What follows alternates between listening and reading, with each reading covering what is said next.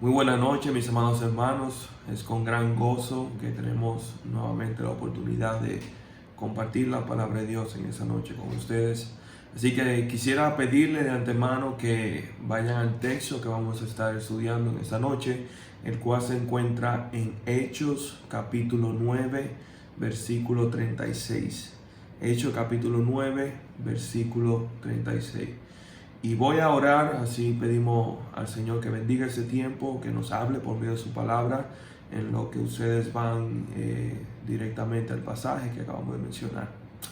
Padre, te damos gracias infinitas por esta oportunidad nuevamente de estudiar tu palabra y no nos cansamos, Señor, de darte gracias, no lo damos por sentado. Entendemos, Señor, que es una obra de tu misericordia y de tu gracia el hecho que podamos, Señor, ser instruidos bajo tu palabra libremente. Conocemos de tantos lugares donde el simple hecho de tener una Biblia puede ser un delito, pero tú nos has permitido, Señor, no solamente tener tu palabra con nosotros, sino compartirla, enseñarla, alentarnos por medio de ella mutuamente, Señor. Y también esperamos que pronto también podamos contar con el privilegio, Señor, de reunirnos como iglesia.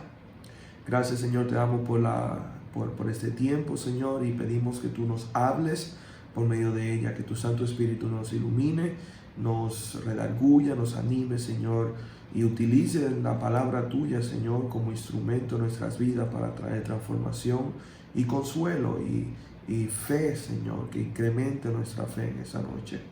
Te ruego por mí, Señor, un servidor inútil al cual tú has tenido a bien, Señor, poderme utilizar en esta noche. Ruego, Señor, para que sean tus pensamientos, para que sea tu verdad, que puedan ser pronunciadas por mis palabras en mi boca, y no mis ideas, ni mis argumentos, ni mi sabiduría. En fin, Señor, ponemos todo este tiempo delante de ti, pidiendo que sea de bendición para cada uno de nosotros y que pueda cumplir el propósito que tú has establecido. Te lo rogamos y te lo imploramos en el nombre de Cristo Jesús. Amén. Pues como le habíamos dicho, vamos a leer el texto que se encuentra en Hechos capítulo 9, versículos 36 en adelante. Y dice así la palabra del Señor. Había entonces en Jope una discípula llamada Tabita, que traducido quiere decir Dorcas. Esta abundaba en buenas obras y en limosnas que hacía. Y aconteció que en aquellos días enfermó y murió. Después de lavada la pusieron en una sala. Y como Lida estaba cerca de Jope, los discípulos, oyendo que Pedro estaba allí, le enviaron 2 hombres a rogarle: no tardes en venir a nosotros. Levantándose entonces Pedro fue con ellos, y cuando llegó le llevaron a la sala, donde les rodeaban todas las viudas, llorando y mostrando las túnicas y los vestidos que Dorcas hacía cuando estaba con ellas. Entonces, sacando a todos, Pedro se puso de rodilla y oró, y volviéndose al cuerpo dijo: Tabita, levántate. Y ella abrió los ojos y al ver a Pedro se incorporó. Y él, dándole la mano, la levantó. Entonces, llamando a los santos y a las viudas, le presentó viva. Y esto fue notorio en toda Jope, y muchos creyeron en el Señor. Y aconteció que se quedó muchos días en Jope, en casa de un cierto Simón curtidor. Que el Señor bendiga su santa palabra. En esta noche quiero compartir este texto con ustedes, ya que de manera particular ha sido de gran bendición en mi vida. No sé si algunos notarán que muchas de las reflexiones que he estado haciendo con ustedes son textos extraídos del libro de Hechos. Y esto no es coincidencia, ya que en mi estudio personal me encuentro estudiando estos pasajes en mi devocional personal, y ha sido de gran bendición no solamente ver el crecimiento de la iglesia, sino ver cómo el Señor introduce cada una de estas historias en la narrativa del libro de Hechos.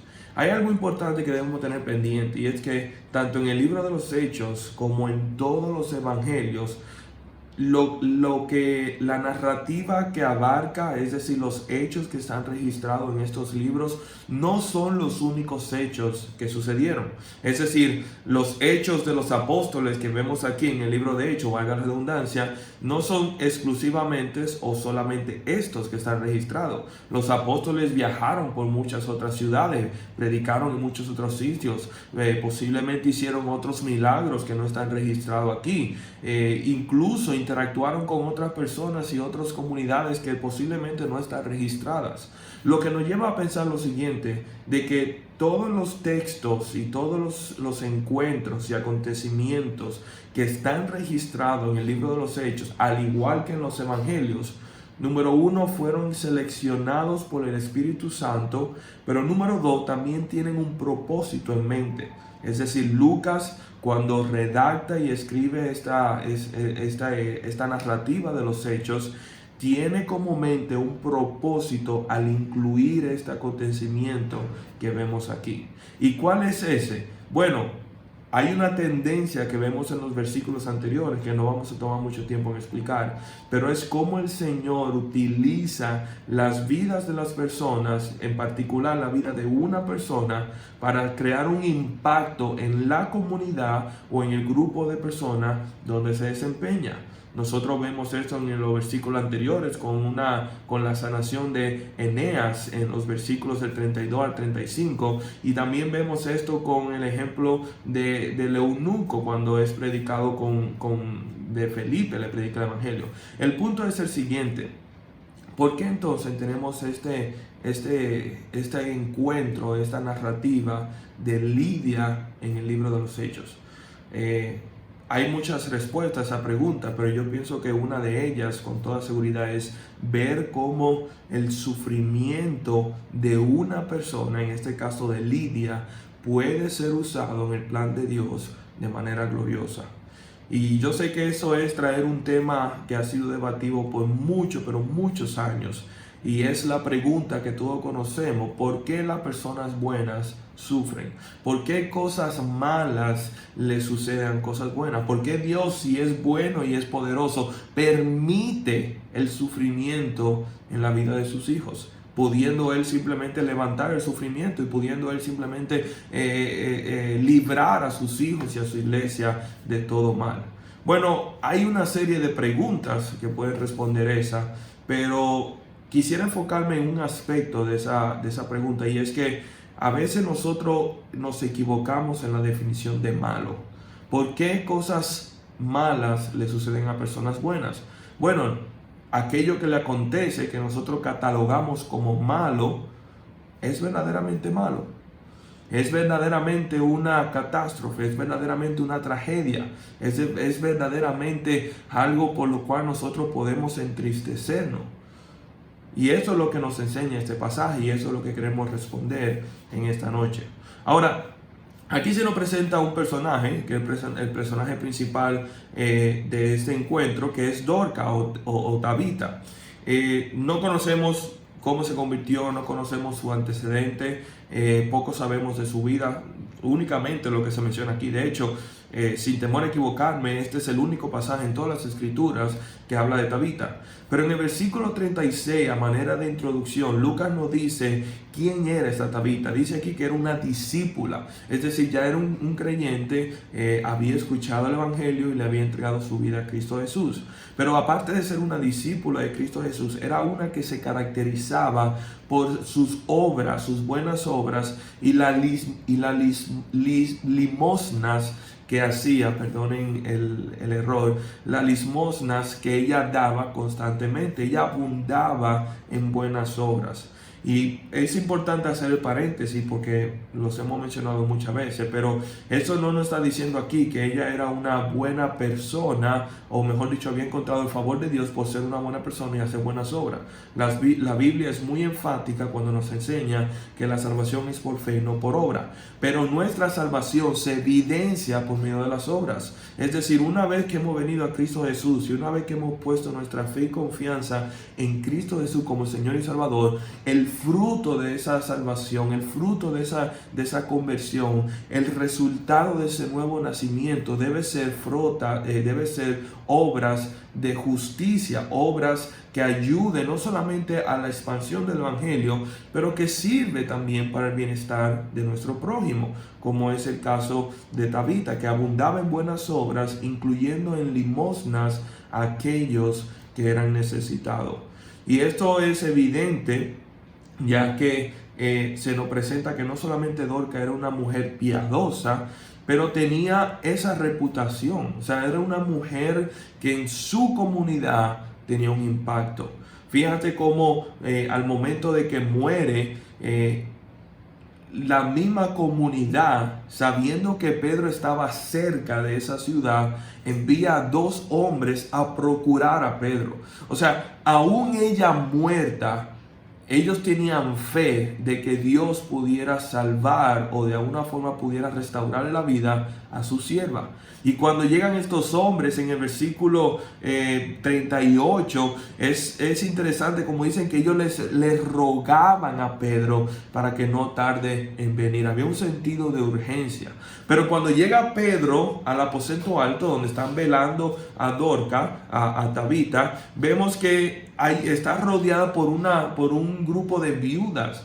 Y las viudas en aquel entonces representaban no solamente mujeres que habían perdido su marido, pero representaban la clase necesitada. De hecho, cuando en el libro de los Hechos se le da instrucción a Pablo, se les recuerda, y esto es en el Concilio de Jerusalén, se les recuerda que tenga presente a los huérfanos y a las viudas. O sea, las viudas siempre representaban este grupo de personas necesitadas. Y Dorcas pues estaba reunida en un grupo de viudas, y no sabemos cuántas, pero dicen aquí que estaban todas las viudas y llorando y lamentando la muerte de Dorcas. E incluso cuando llega Pedro, dice, y le mostraron las túnicas y los vestidos que Dorcas había hecho cuando estaba con ellos. Otras traducciones nos da a entender la idea de que ellas le estaban enseñando a Pedro: mira lo que había hecho Dorcas por nosotros, mira el ministerio de Dorcas, que era un ministerio de crear ropa y crear vestimenta para las personas más necesitadas. Posiblemente eso puede pasar desapercibido, pero recuerden que en esta zona esto era algo importante, porque en esta zona las noches eran frías y tenían inviernos, no como los nuestros, que son un invierno un tanto cálido y fresco. No, era invierno donde incluso nevaban, y abrigarse era sumamente importante. Y ella tenía un ministerio de hacer túnicas, de hacer vestimentas y de proporcionárselos a las personas que necesitaban. Y el dolor y el lamento de su vida, o mejor dicho, de su muerte, fue reflejado en las personas que rodearon a Dorcas en el momento de su muerte. Y ellas testificaban de la piedad y de la bondad de Dorcas. Entonces, la pregunta viene al caso: ¿por qué? O sea, ¿por qué el Señor permitió que a su sierva, una sierva que era piadosa, que abundaba en buenas obras, que había creado un impacto en su comunidad y en la persona que la rodea, que había sido un instrumento de bendición por parte de Dios en tantas vidas, por qué el Señor permite que enferme? Y no solamente que enferme, que muera. Pudiendo el Señor haber usado esto en la vida de muchas otras personas, y no necesariamente personas malas, incluso personas que no eran tan útiles desde el punto de vista humano para los propósitos del reino de Dios. Pero ¿por qué el Señor permitió este mal, permitió esta enfermedad en la vida de esta sierva?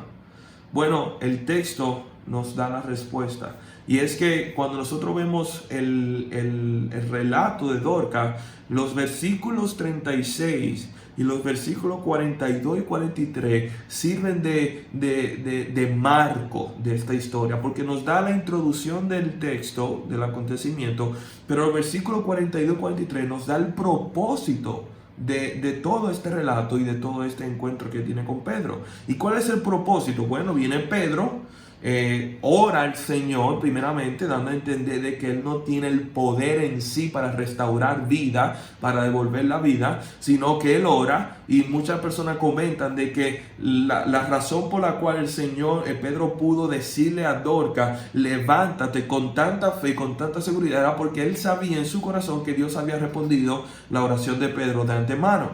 Pero el punto es que Pedro le habla a Dorcas, le dice levántate, ella se levanta, recobra la vida. Y dice el versículo 42, y es importante que sepamos, y esto fue notorio en toda Jope, y muchos creyeron en el Señor. He aquí el punto del pasaje. He aquí el propósito de la enfermedad y de la muerte de Dorcas. El hecho de que el Señor había permitido, o incluso pudiéramos decir, el Señor había traído esta enfermedad y esta muerte a la vida de Dorcas, porque por medio de este milagro que iba a hacer Pedro, por medio de este encuentro, muchos iban a creer en el nombre del Señor. Sí, Dorcas había hecho una gran obra. Dorcas había creado un ministerio para la gloria de Dios. Pero el Señor tenía propósitos mayores con la vida de Dorcas. Y dentro de ese propósito que el Señor tenía, dentro de ese plan soberano y dentro de ese plan bueno que Dios tenía para Dorcas, estaba incluido que ella tenía que morir. Estaba incluido que ella tenía que enfermar, ella tenía que sufrir y ella tenía que morir. Y no era placentero. Yo pienso que ninguno de nosotros elegiríamos que el Señor nos utilice en nuestras vidas o haga una obra en nuestras vidas por medio de nuestro sufrimiento. Cuando pensamos que Dios puede hacer grandes cosas en nosotros, pensamos en que nos dé una plataforma para predicar su palabra o que nos llame a lugares donde podamos predicar el evangelio a personas que son influyentes, o que nos dé de bendiciones económicas para que nosotros podamos así ayudar a un sinnúmero de personas. Y pensamos que esa es la manera como el Señor nos puede usar, pero no elegimos que el Señor nos utilice por medio de una enfermedad que puede llegar a nosotros. No pensamos que Dios nos puede utilizar por medio de una tragedia que pueda venir a nuestras vidas, o por medio de una tribulación que pueda venir en nuestra vida laboral. No pensamos en el sufrimiento como una herramienta de gloria y honra para el Señor, y mucho menos en nuestra propia vida. Pero Dios es soberano. Y no solamente Dios es soberano, Dios es sabio. Y no solamente Dios es sabio, Dios también es bueno. Y en su propósito y en sus planes perfectos, Él utiliza el sufrimiento. Él utiliza las lágrimas, y Él utiliza el llanto, y Él utiliza las enfermedades, y Él utiliza la injusticia, y utiliza las debilidades del hombre como fin de revelarse a sí mismo como aquel que es completo, como aquel que es bueno y como aquel que es sabio y poderoso. Entonces vemos aquí que por medio de esta enfermedad que cayó sobre Dorcas, que si pudiéramos tener a Dorcas con nosotros y preguntarle, Dorcas, ¿tú hubieras preferido morir? ¿Tú hubieras preferido tener que padecer dolores de esta enfermedad y tener que experimentar la muerte para ser usada por el Señor? Creo que Dorcas, al igual que nosotros, nos hubiera dicho, no, esa no hubiera sido mi preferencia. Pero Dios tenía un plan soberano. Entonces déjame regresar a la pregunta anterior. ¿Fue malo que Dorcas enfermara y muriera? Bueno, si la historia se queda ahí, podemos decir, claro que sí, es malo porque le quitó la vida. Pero si nosotros damos un paso hacia atrás, si nosotros nos alejamos del problema y tratamos de ver la vida de Dorcas y su muerte en una vista panorámica desde el punto de vista de Dios, no fue malo. No fue malo esta enfermedad porque produjo un gran avivamiento, porque resultó en la salvación de muchísimas más personas. Y si el Señor tiene que sacrificar una vida de sus hijos para alcanzar a docenas y cientos de personas que no son sus hijos, ¿es esto algo malo? Es malo, por ejemplo, en nuestra vida cotidiana, que nosotros rompamos un huevo o dos huevos para hacer un pastel. Es algo malo que nosotros cortemos un pedazo de madera para construir una casa. Es malo que en una fábrica se tenga que fundir el acero con tal de moldearlo y convertirlo en un automóvil que puede servir a la población. No, no pensamos que es malo, pensamos que son pasos en el proceso para un resultado bueno al final. Bueno, la pregunta es, ¿sería malo que Dios quebrante a sus hijos para edificar para sí una iglesia santa e irreprensible?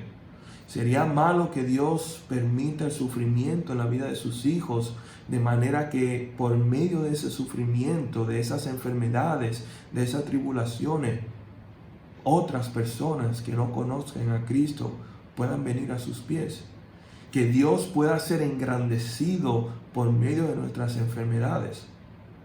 Hermanos, yo creo que la Biblia nos enseña que a la larga y dentro del plan del Señor no es malo.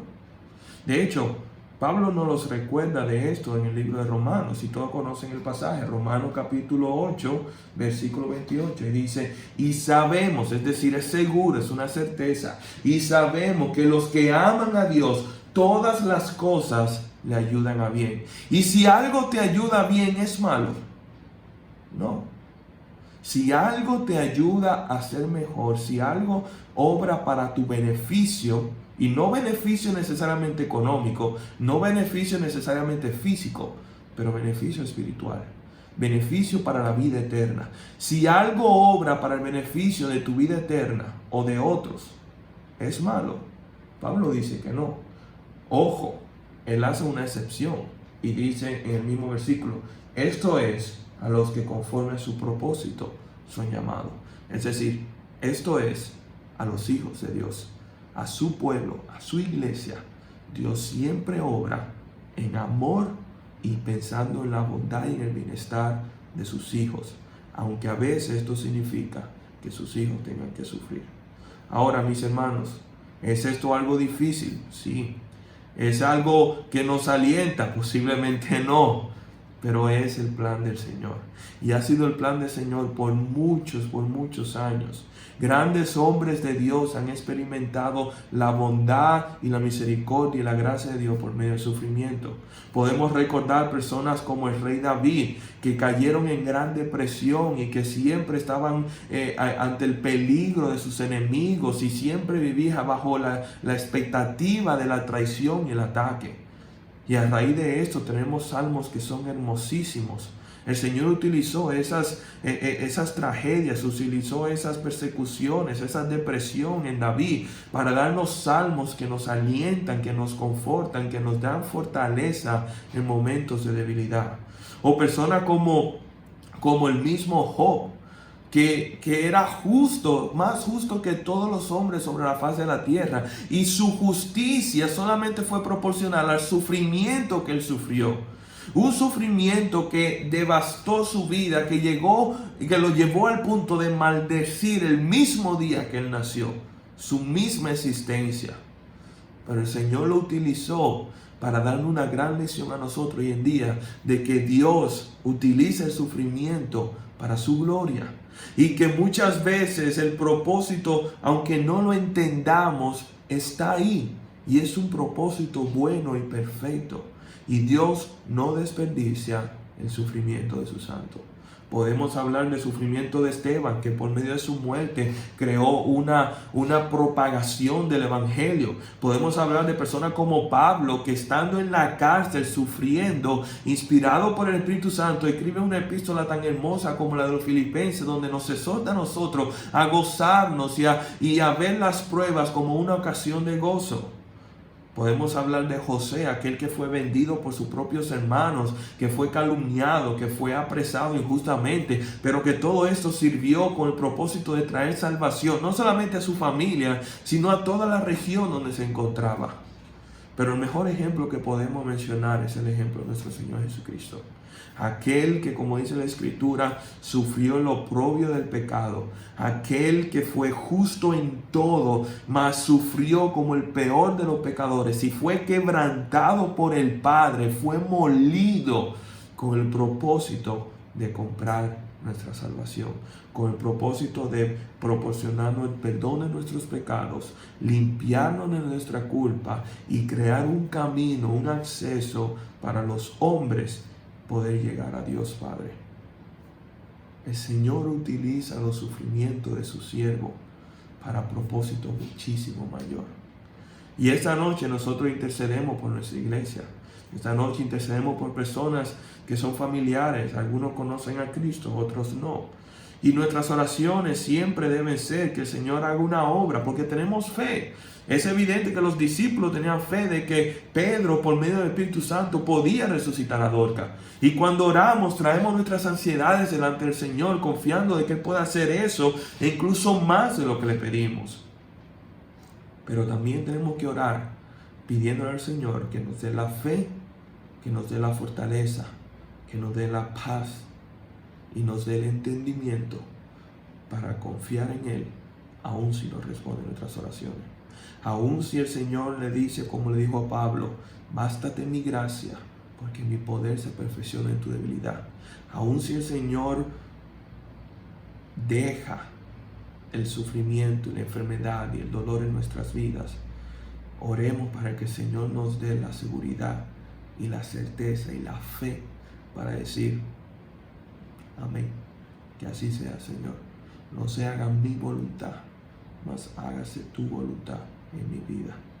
Que el Señor nos ayude a tener esta actitud y que el Señor nos permita que ya sea como Dorcas o como otros hombres de la Biblia, personas que el Señor usó grandemente, al final del día nuestra vida pueda servir como un sacrificio para que otros que no conocen a Cristo puedan venir a Él, y otros que ya han venido a Él puedan ser fortalecidos y animados en su fe y comunión con el Señor.